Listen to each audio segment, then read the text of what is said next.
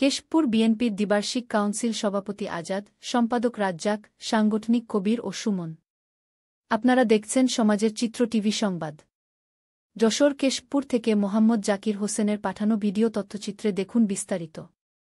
জাতীয়তাবাদী দল বিএনপি কেশবপুর উপজেলা শাখার দ্বিবার্ষিক কাউন্সিল অনুষ্ঠিত হয়েছে। দলের অন্যান্য পদের সমঝোতা হলেও ভোট হয়েছে সাধারণ সম্পাদক পদে।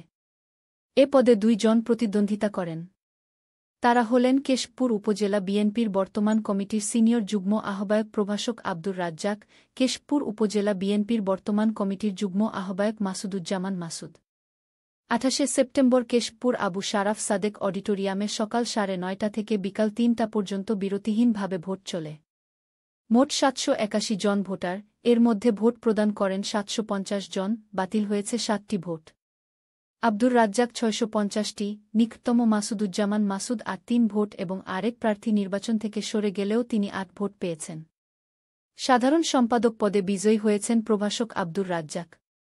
নবগঠিত কমিটির সভাপতি পদে বিনা প্রতিদ্বন্দ্বিতায় নির্বাচিত হন আলহাজ্জ আবুল হোসেন আজাদ এবং সাংগঠনিক সম্পাদক 1 নম্বর আলমগীর কবির ও হুমায়ুন কবির সুমন বিনা প্রতিদ্বন্দ্বিতায় নির্বাচিত হয়ে হন।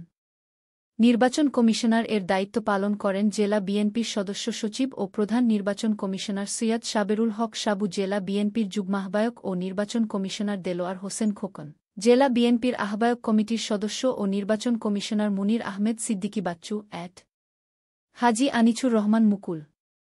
পোলিং এজেন্টর দায়িত্ব পালন করেন জেলা স্বেচ্ছাসেবক দলের সভাপতি ইঞ্জিক রবিউল ইসলাম, জেলা যুবদলের যুগ্ম সাধারণ সম্পাদক নাজমুল হাসান বাবুল, জেলা ছাত্রদলের সভাপতি রাজেদুল ইসলাম সাগর, সাধারণ সম্পাদক কামরুজ্জামান বাপ্পি, পৌর বিএনপির সিনিয়র সহসভাপতি কুতুউদ্দিন বিশ্বাস, পৌর বিএনপির নেতা ওবায়দুল ইসলাম ও আনিসুর রহমান।